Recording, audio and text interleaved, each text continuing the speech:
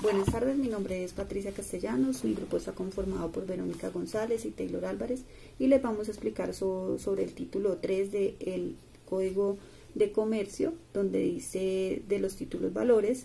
Voy a iniciar con el artículo 619 que está en el capítulo 1 en generalidades, donde abre la definición y clasificación de los títulos valores.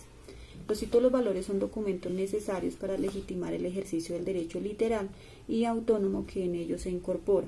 Pueden ser de contenido crediticio, corporativos o de participación y de tradición o representativos de mercancías. ¿A qué se refiere este artículo? Y más exactamente para hacernos a claridad. Entonces, es un documento el cual a mí me legitimita como propietario de un derecho, al cual yo puedo hacer, digamos, un uso o un cobro sobre ese bien mueble o inmueble. Dice que es sobre el derecho literal, o sea, que para legitimar el ejercicio del derecho literal. Entonces, ¿qué es lo que legitima el documento? Lo que está escrito en él. O sea, siempre un título valor, la literalidad a la que se hace referencia es lo que está escrito en el título valor, y que es autónomo porque cada uno tiene, digamos, una función diferente. No todos los títulos valores cumplen la misma función, sino que cada uno es autónomo en su proceso. En cuanto a su clasificación, habla que puede ser de un título de contenido crediticio, el objeto sobre el cual recae la prestación que puede exigir este dinero. Entonces es más que todo para los temas de los créditos que nosotros tenemos. Entonces entre estos se encuentra el cheque, la letra de cambio, el pagaré, los bonos, el certificado de depósitos. Está también el de títulos reales de tradición o representativos de mercancías. Quiere decir que confiere al tenedor un derecho real, es decir, el dominio sobre las mercancías. Son de tradición porque se transfieren a la propiedad de las mercancías, y representativos porque confieren el derecho sobre las mercancías. Y está el título corporativo de participación, o los títulos corporativos, que son los que hablan aquí o de participación, que confieren al titular facultad de otorgarle una calidad especial en su condición de miembro a una corporación. Esto más que todo se ve en las acciones de una sociedad, ¿sí? Son este tipo de títulos valores. Según el artículo 620 habla sobre la validez implícita de los títulos valores. Entonces quiere decir que la validez es todo lo que en el documento contenga, ¿sí? Eso es lo que dice ahí. Dice: tipo de documento de llenar y contar con los requisitos que contenga la ley, salvo que ella los presuma. ¿Qué quiere decir que salvo que ella los presuma? Es que no estén implícitos dentro de la ley, pero que también sean llevados como un título valor y que no van a afectar el negocio jurídico. En el artículo 621 habla sobre los requisitos para los títulos valores. Son dos fundamentalmente los que son necesarios que lleve un título valor. El primero es la mención del derecho en que el título se incorpora, y el segundo es la firma de quien lo crea. Entonces, dice, todos pueden tener ciertos requisitos, o sea, todos los títulos valores deben tener ciertos requisitos, pero son diferentes uno del otro. Pero en general los anteriores son los esenciales en todos. O sea, todos los títulos valores, como son autónomos, pueden tener siempre, digamos, características diferentes del uno al otro, pero por lo general siempre debe llevar la mención al derecho a que hace el título, o sea, a qué tengo yo derecho, que esté escrito dentro de ese título, y la firma de quien lo hace. Eso es, digamos, como los requisitos principales que contiene este artículo para de estos títulos valores. Ahí dice que la firma podrá sustituirse bajo la responsabilidad del creador del título por un signo o una contraseña que pueda ser mecánicamente impuesto. Dice que si no se menciona el lugar del cumplimiento del ejercicio del derecho, lo será el domicilio del creador del título. Y si tuviera varios, pues se haría sobre el que lo recibe.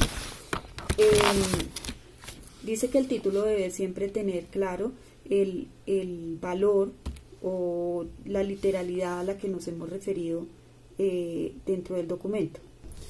En el artículo 622 habla sobre el lleno de espacios en blanco y títulos en blanco, o sea, la validez. Dice que los títulos en blanco no son negociables, solo cuando se llenan los espacios en blanco y de acuerdo con las instrucciones dadas del suscriptor o creador del título. Cuando está en blanco no es un título valor, pero pero la ley establece la presunción, pero se debe probar que el título fue llenado bajo las instrucciones dadas por el deudor. En el artículo 623 habla sobre las diferencias en el título del importe escrito en cifras y en palabras, aparición de varias cifras. Entonces, si el importe del título aparece escrito a la vez en palabras y en cifras, valdrá en caso la diferencia de la suma escrita en palabras. Entonces, si llega a haber alguna diferencia entre el número que yo escribo en mi título valor y lo que está escrito en palabras, digamos sobre la deuda o sobre el derecho que yo tengo, entonces va a valer lo que está escrito en palabras, ¿sí? Lo que si hay varias cifras dentro del mismo título, hay diversas cantidades en cifras y en palabras, y la diferencia es relativa, entonces se tiene en cuenta el que de la suma menor expresada en palabras. La suma que aparezca en menor expresada en palabras es la que se tiene en cuenta en el título valor. En el artículo 624 habla sobre el derecho sobre el título valor. Dice, el ejercicio del derecho consignado en un título valor requiere la exhibición del mismo. ¿Qué quiere decir esto? Que yo tengo derecho al título valor siempre y cuando yo exhiba el documento, o sea, que yo tenga en original el documento. A eso se hace referencia este artículo. Dice que si el título es pagado, deberá ser entregado a quien lo pague, salvo que el pago sea parcial o de los derechos accesorios, o solo de los derechos accesorios. ¿Qué son los derechos accesorios que habla este?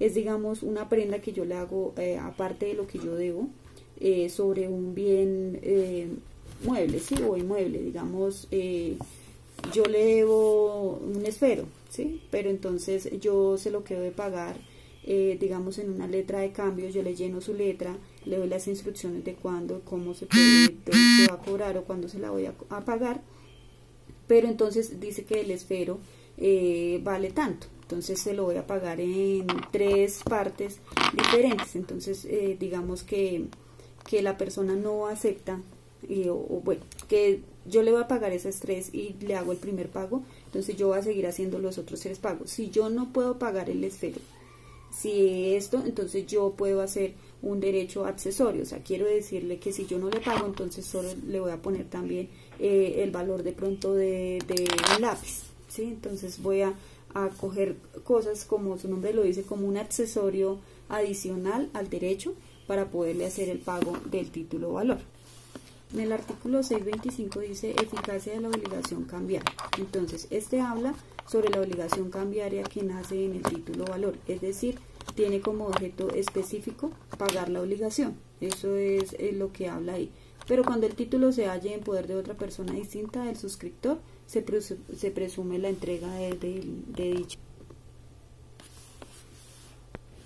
En el artículo 626 habla sobre la obligatoriedad del tenor literal de un título valor. ¿Qué quiere decir esto? Dice que quien suscribe o hace el título valor queda obligado conforme al tenor literal, o sea, a quien asumió el derecho, y que esté escrito, a menos que se firme con salvedades. En el artículo 627 habla sobre la obligatoriedad autónoma de todo suscriptor de un título. Entonces dice que consiste en que la persona que suscribe el título se obliga autónomamente, es decir, que si la obligación de los otros por alguna razón se invalida, no afecta a los demás. En el artículo 628 habla sobre los derechos sobre la transferencia de un título valor. Entonces dice que en la transferencia de un título valor implica el derecho solo sobre el principal incorporado, o sea, para lo que inicialmente fue creado el título valor. No es solo para ese, no es para lo principal, sino también para todo lo que tenga que ver con los derechos accesorios, que son los que se otorgan sobre una cosa con la finalidad de garantizar el pago. En este caso es como la hipoteca, la prenda, un anticresis.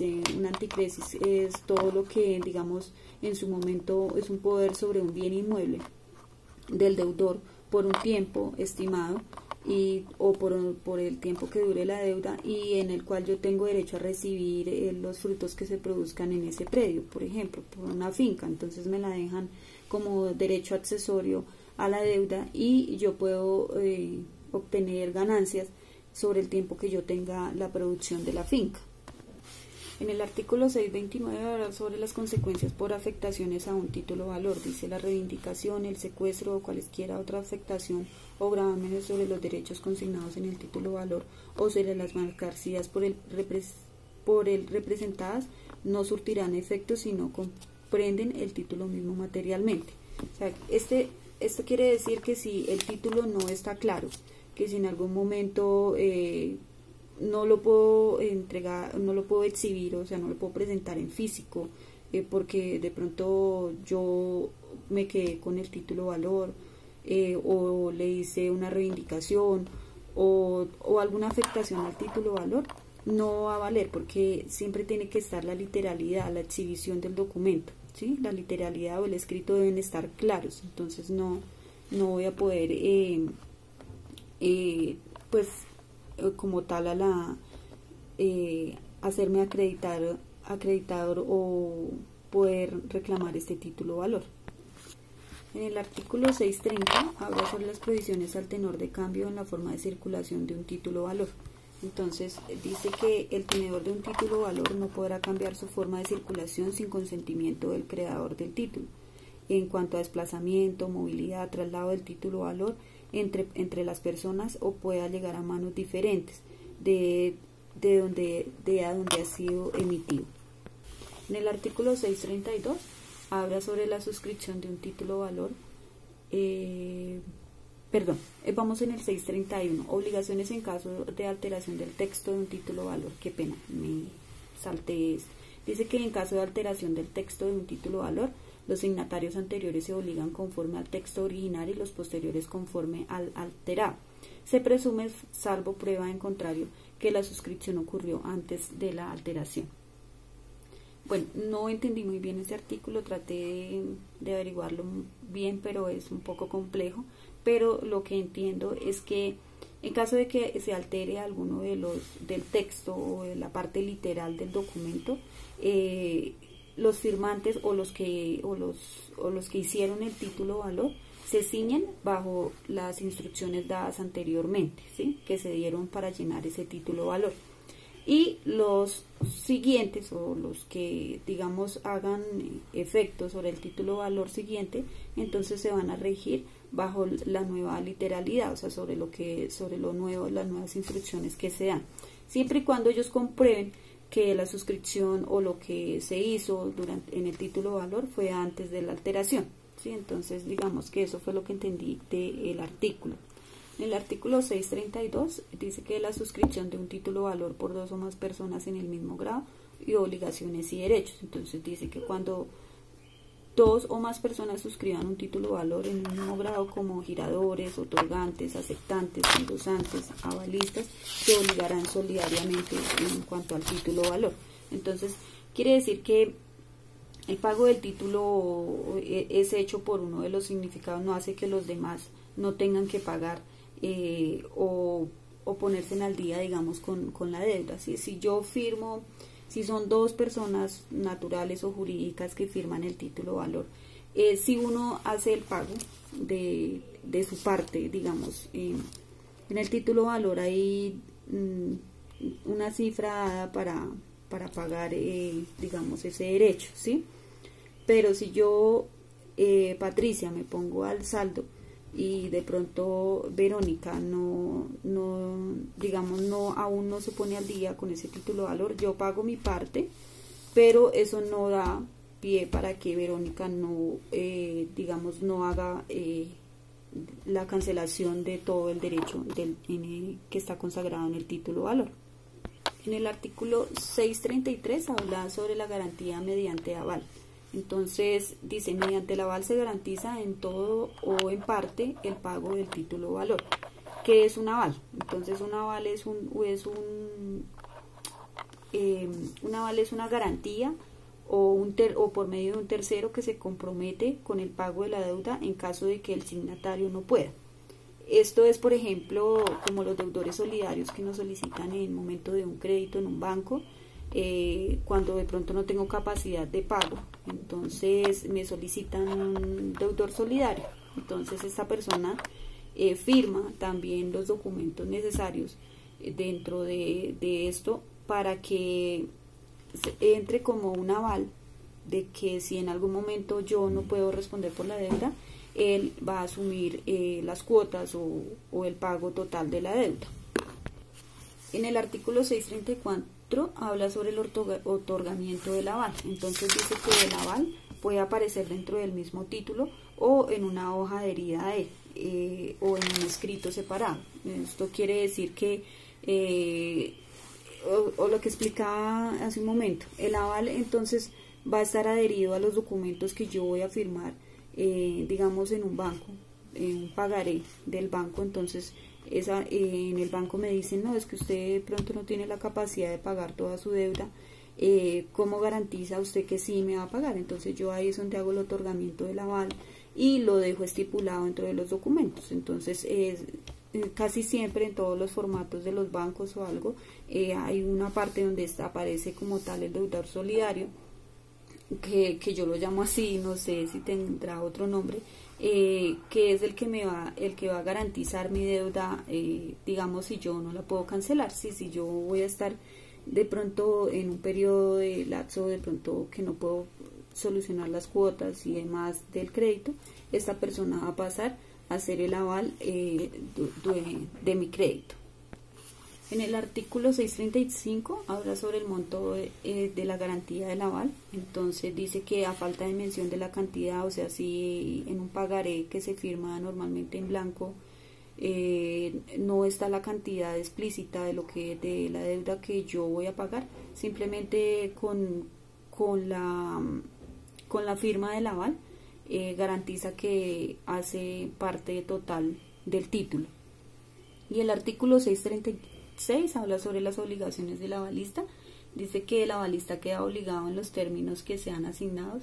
Así el deudor no cumpla con su obligación, el aval será quien asume la deuda, ¿sí? Entonces el avalista queda obligado, lo que he hablado, digamos, en el artículo anterior, siempre que yo voy a firmar como un deudor solidario y soy un aval, entonces voy a tener que entrar como deudor solidario dentro de ese título o valor. Los dejo con mi compañera Verónica, que les va a explicar desde el artículo 637 en adelante, y por último mi compañero Taylor Álvarez. Muchísimas gracias.